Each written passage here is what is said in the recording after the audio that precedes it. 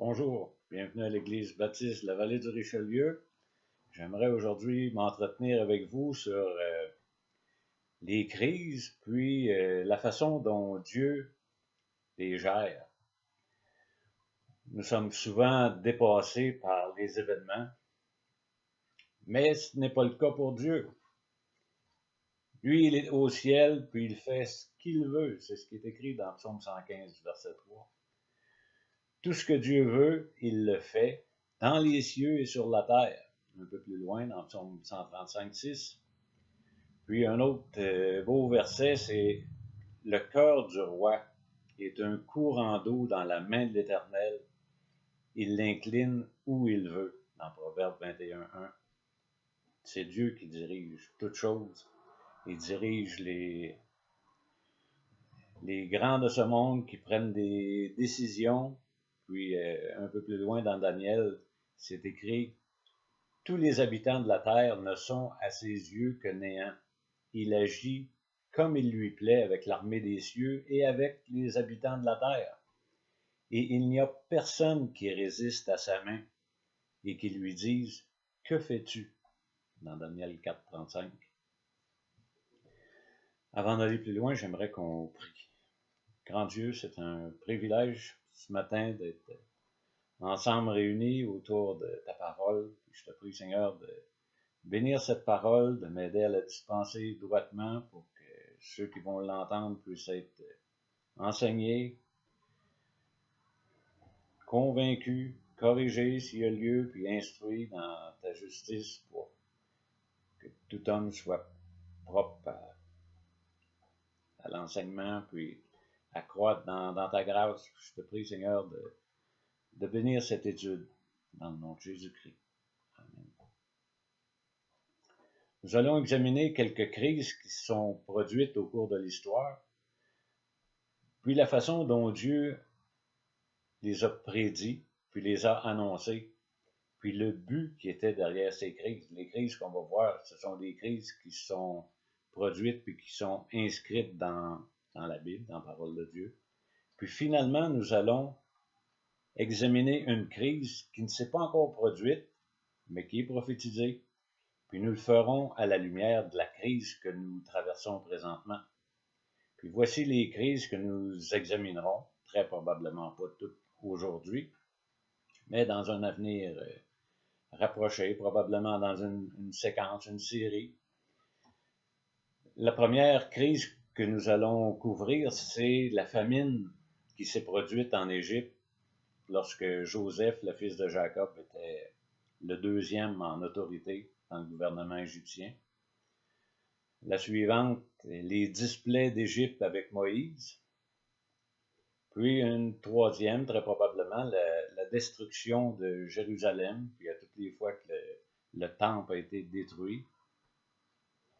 Puis une dernière crise qui est la tribulation, les 7 années de tribulation qui sont prévues puis prophétisées dans la Bible. Nous devons garder en tête le point central de la Bible. Eh bien, le point central de la Bible, c'est Dieu, spécialement Dieu qui s'est manifesté en chair, Jésus-Christ. La Bible, ce n'est pas seulement un recueil d'histoires, elle constitue l'histoire. Puis Dieu en est l'auteur. Un fait important à avoir en tête, c'est que la gloire de Dieu, c'est le but dans l'accomplissement de l'histoire. Tout ce qui se produit, tout ce qui s'est produit, puis tout ce qui va se produire, c'est pour la gloire de Dieu parce qu'elle lui revient entièrement la gloire. La crise majeure fut l'entrée du péché dans le monde, puis la sortie de crise fut la mort expiatoire, puis la résurrection de Jésus-Christ, Dieu qui s'est incarné. Puis un des grands thèmes de la Bible, c'est le royaume de Dieu par la formation du peuple juif, puis son histoire dans le temps. ainsi que la progression des royaumes terrestres qui se sont succédés. La grande parenthèse, c'est l'épouse de Christ, qui est l'Église de Jésus-Christ, qui constitue l'époque dans laquelle nous sommes présentement. Mais nous allons nous concentrer maintenant sur la façon dont Dieu se sert des crises pour faire progresser son plan souverain dans l'histoire. Après avoir annoncé à Abraham qu'il deviendrait une nation, la nation d'Israël, dans Genèse, c'est le premier livre de la Bible, dans Genèse chapitre 12, au verset 2 et 3, ça dit « Je ferai de toi une grande nation, je te bénirai, je rendrai ton nom grand et tu seras une source de bénédiction. Je bénirai ceux qui te béniront et je maudirai ceux qui te maudiront. Toutes les familles de la terre seront bénies en toi. » Ça, c'est l'annonce que Dieu a faite à Abraham il y a plusieurs milliers d'années. Puis Dieu annonce à Abraham que ses descendants seront étrangers dans un pays qui ne sera pas à eux. Dans Genèse, au chapitre 15, au verset 13, ça dit « Et l'Éternel dit à Abraham, sache que tes descendants seront étrangers dans un pays qui ne sera point à eux. Ils y seront asservis et on les opprimera pendant 400 ans. » Imaginez, à l'époque où Dieu parlait à Abraham, les Juifs n'existaient pas. C'était dans le plan de Dieu qu'Abraham était pour donner naissance avec Sarah à Isaac, puis Isaac était pour continuer la lignée pour constituer le peuple juif. Mais déjà, avant même qu'il existe, le peuple, eh bien, Dieu avait prophétisé que les Juifs seraient opprimés pendant 400 ans en Égypte. Puis il annonce du même coup, le verset suivant, « Mais je jugerai la nation à laquelle ils seront asservis, et ils sortiront ensuite avec de grandes richesses. » Ça fait que Dieu annonce, avant même son existence, que les Juifs étaient pour être en captivité, en esclavage pendant 400 ans en Égypte, puis que l'Égypte était pour se faire châtier, puis que les Juifs étaient pour en sortir avec des richesses. Puis ça, c'était annoncé longtemps d'avance.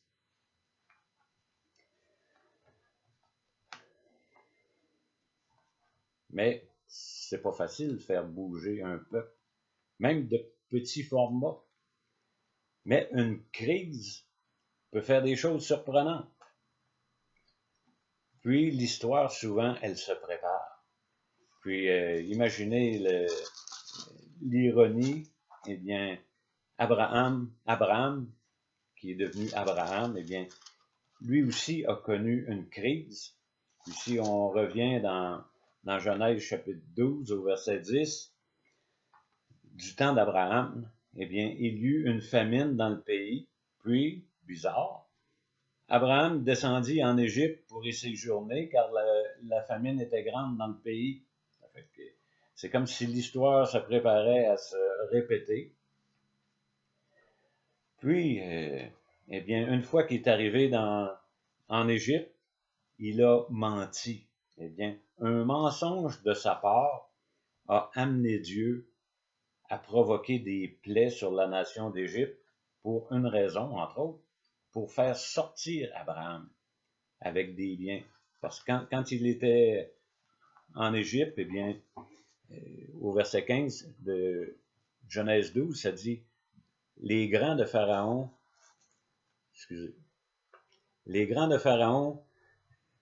virent sa femme et la vantèrent. La femme fut amenée à la maison de Pharaon.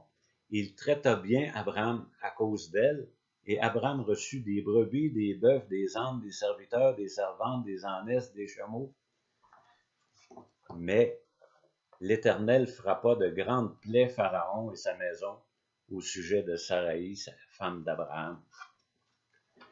Eh bien, suite aux plaies, eh bien, Abraham est sorti d'Égypte. Puis ça pourrait être considéré comme un exercice préparatoire pour les prophéties concernant Israël.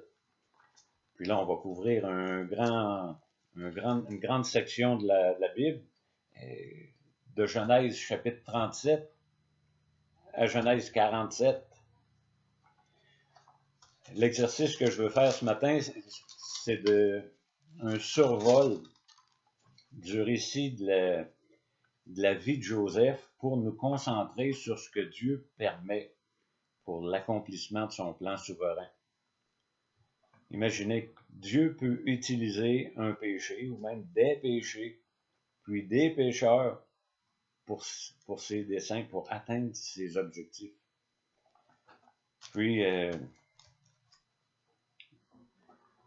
Joseph, c'était un des enfants chouchous de Jacob.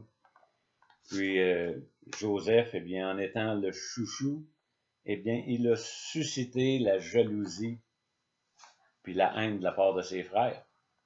Puis Joseph a finalement été vendu à des Madianites qui l'ont revendu à Potiphar, un officier de Pharaon, roi d'Égypte, dans Genèse 37.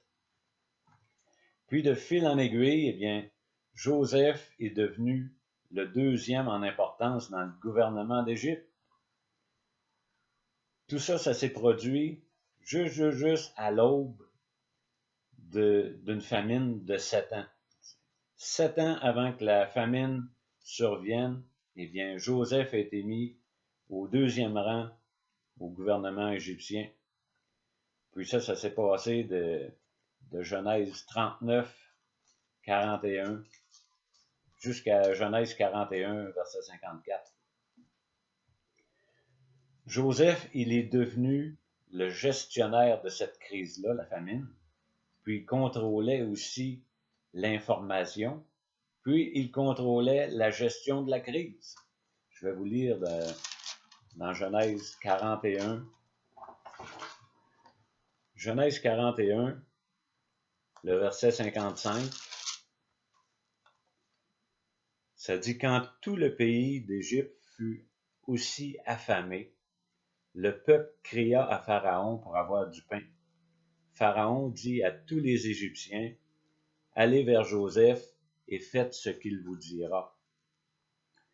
Eh bien, Joseph, il avait la situation en main, puis toute la nation avait confiance en lui, puis tout le peuple obéissait à ses directives. Il était vraiment le maître de la situation. Puis, aussi curieux que ça puisse paraître à cette époque-là, malgré l'absence d'Internet, eh bien, la nouvelle est arrivée aux oreilles de Jacob, qui était dans un autre pays. Il était dans le pays de Canaan. Puis Jacob, eh bien, il a voulu, Jacob, c'est le père de Joseph en passant, il a voulu envoyer ses fils pour s'approvisionner de blé pour pas mourir de faim. La famine c'était une crise mondiale. Puis Joseph, lui-ci, à son tour, eh bien, il a utilisé le mensonge, puis il a utilisé la dissimulation pour arriver à son objectif. Puis l'objectif de Joseph, eh bien, c'était le plan de Dieu. Parce que le plan de Dieu, initialement, c'était que le peuple juif aille s'établir en Égypte. Mais celui de faire venir le petit peuple de juifs en Égypte pour les sauver de la mort suite à la crise. La crise, c'était la famine. Puis dans Genèse chapitre 42, au verset 7, on peut lire, Joseph vit ses frères et les reconnut, mais il feignit d'être un étranger pour eux. Il leur parla durement et leur dit, d'où venez-vous? Ils répondirent, du pays de Canaan pour acheter des vivres. Puis au verset 20, Joseph il dit, « Amenez-moi votre jeune frère, afin que vos paroles soient éprouvées et que vous ne mouriez point. » Et ils firent ainsi. Puis au verset 23, ils ne savaient pas que Joseph comprenait, car il se servait avec eux d'un interprète. Eh bien, Joseph a caché son identité, il ne s'est pas révélé à ses frères, il a usé de ruse, de dissimulation pour atteindre l'objectif, c'était de faire venir son père avec tout le peuple juif de l'époque. Pour les sauver, il était rempli de bonnes intentions. Eh bien, je ne sais pas si vous êtes d'accord avec moi, mais la première réaction à l'information, c'est la résistance. Puis dans Genèse 42, au verset 38, quand le père a entendu les propos des fils qui sont revenus, eh bien Jacob dit, « Mon fils », parce qu'il voulait que le plus jeune aille, retourne avec eux, il dit, « Mon fils ne descendra point avec vous, car son frère est mort. » Puis le frère qui est mort, eh bien, qui pensait être mort, c'est Joseph qui régnait en Égypte. Puis Benjamin, il dit, « Il reste seul. S'il lui arrivait un malheur, vous feriez descendre mes cheveux blancs avec douleur dans le séjour des morts. » Mais la pression était là. Puis l'effet d'une crise, eh bien, ça crée une pression. Puis si la crise s'appelle une famine, eh bien, à un moment donné, on a faim. Puis au chapitre 43, ça dit au verset 1, « La famine s'appesantissait sur le pays. » La crise, elle donne de la pression. La famine s'appesantissait sur le pays de Jacob. Eh bien, la crise, elle a suscité une réaction, la faim. Puis, la faim, elle a amené Jacob à se tourner vers une solution. Puis la solution, c'était le deuxième envoi de ses fils vers Joseph en Égypte, avec une condition supplémentaire. Puis, ce qu'on peut réaliser, eh bien, c'est le constat de la puissance de l'information en temps de crise.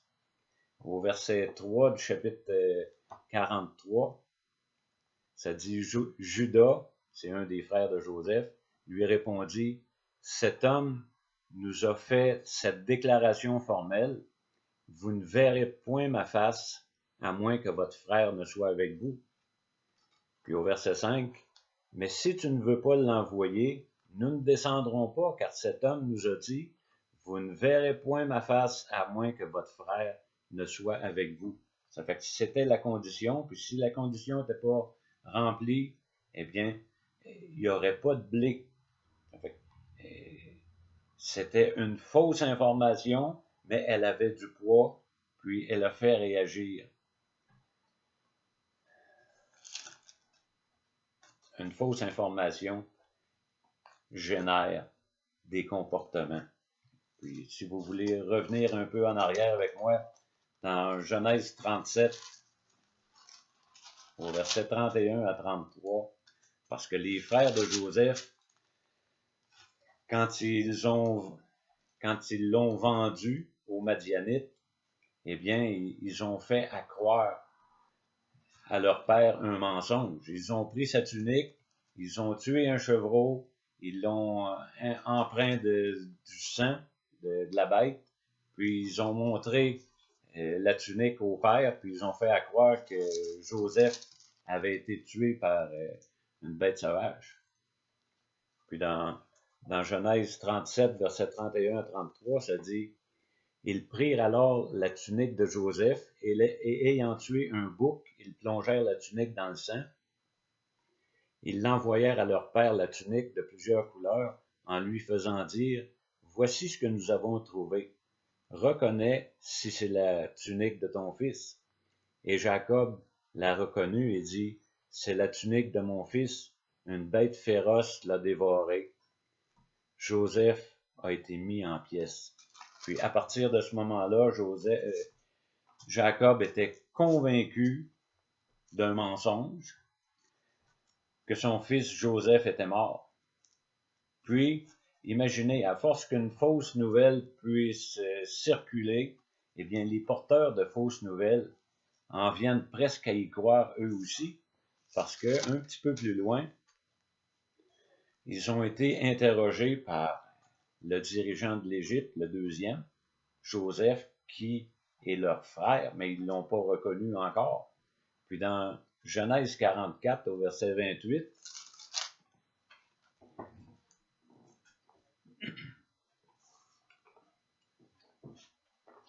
c'est un des frères qui est en train de témoigner. Il dit, en parlant des fils de Jacob, il dit, l'un était sorti de chez moi, je pense qu'il a été sans doute déchiré, car je ne l'ai pas revu depuis jusqu'à présent. Eh bien, les frères continuaient de faire circuler ce mensonge.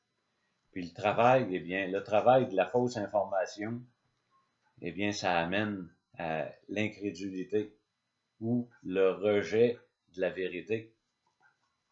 Puis on peut voir un effet de cela dans Genèse 45 au verset 26, parce qu'ils sont ils sont revenus vers Jacob, leur père, les frères de Joseph, puis ils ont annoncé la bonne nouvelle parce que Joseph s'est révélé à eux, puis il leur dit, c'est moi votre frère, puis croyez-moi, c'est moi, puis Dieu m'a envoyé ici pour vous sauver. Puis là, il rapporte la nouvelle à Jacob, le père, puis il lui dit, Joseph vit encore, même c'est lui qui gouverne tout le pays d'Égypte. Puis regardez le travail du mensonge, mais le cœur de Jacob resta froid parce qu'il ne les croyait pas. À force d'entendre des mensonges, on finit par y croire. Les effets secondaires sont assez néfastes. Mais une crise amène un problème qui suscite une réaction ou des réactions, puis les réactions nous amènent à des solutions. Puis maintenant, on va se concentrer sur la solution. Comme vous l'avez entendu la semaine dernière, eh bien, la citation que voici, lorsque le mensonge prend l'ascenseur, la vérité prend l'escalier. Même si elle met plus de temps, la vérité finit toujours par arriver. Eh bien, la vérité est sortie au grand jour dans Genèse 45, les versets 4 et 5. Joseph s'est dévoilé. Joseph dit à ses frères au verset 4, « Approchez-vous de moi. » Ils s'approchèrent. Il dit, « Je suis Joseph, votre frère, que vous avez vendu pour être mené en Égypte. Maintenant, ne vous affligez pas et ne soyez pas fâchés de m'avoir vendu pour être conduit ici, car c'est pour vous sauver la vie que Dieu m'a envoyé devant vous. » Eh bien, malgré tous les péchés, les mauvaises actions, les mauvaises informations, Dieu peut se servir d'une crise, puis de la gestion de crise pour accomplir son plan.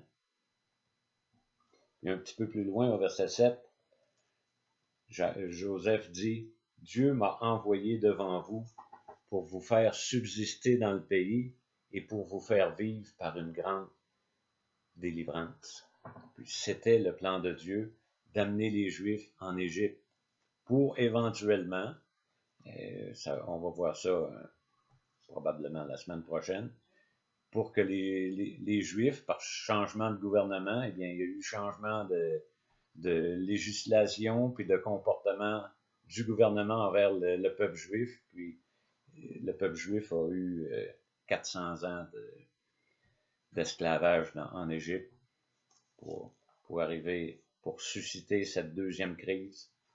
Mais on va continuer avec celle-ci. Les versets 9 et 11 de Genèse 45. Là, la solution, eh bien, au verset 9, « Hâtez-vous de remonter auprès de mon père, et vous lui direz, Ainsi a parlé ton fils Joseph, Dieu m'a établi seigneur de toute l'Égypte, descends vers moi, ne tarde pas. Tu habiteras dans le pays de Gozen, tu seras près de moi, toi, tes fils, et les fils de tes fils, tes brebis, tes bœufs, tout ce qui est à toi. Là, je te nourrirai, car il y aura encore 5 années de famine, et ainsi tu ne périras point, toi, ta maison, et tout ce qui est à toi. »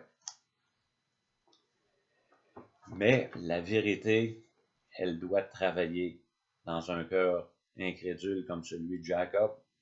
Puis au chapitre 45, encore une fois, les versets 27 et 28, après que Jacob eut entendu la nouvelle et qu'il ne croyait pas, eh bien, au verset 27, ils lui rapportèrent toutes les paroles que Joseph leur avait dites. Il vit les chars que Joseph avait envoyés pour le transporter. Puis là, Joseph, il était confronté à des faits. Puis quand on a les faits devant les yeux, eh bien, c'est possible que le déclic passe de l'incrédulité à la crédulité. Eh bien, c'est alors que l'esprit de Jacob, leur père, se ranima. Et Israël dit, « C'est assez, Joseph, mon fils, vit encore. J'irai et je le verrai avant que je meure. » Eh bien, la vérité, elle a atteint son objectif, elle est sortie, puis elle a fait son œuvre, ajoutée à des faits, parce que Jacob, il a vu les chars, puis là, il a considéré les faits, il dit, mes gars ont pas acheté des chars, je les avais envoyés acheter du blé, puis c'est Joseph qui a fourni les chars, donc Joseph est vivant.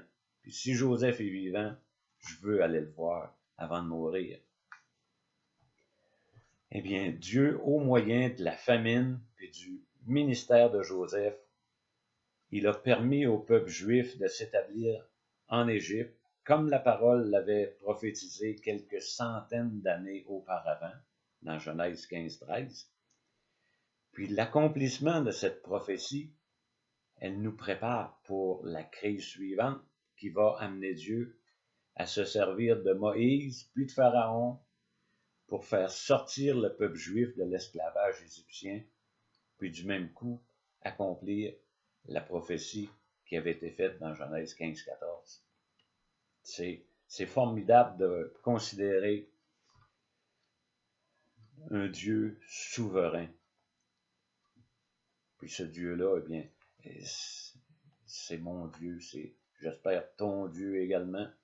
Puis c'est rassurant de voir la souveraineté dans tout ce qui se produit dans l'univers, puis spécialement sur la Terre présentement.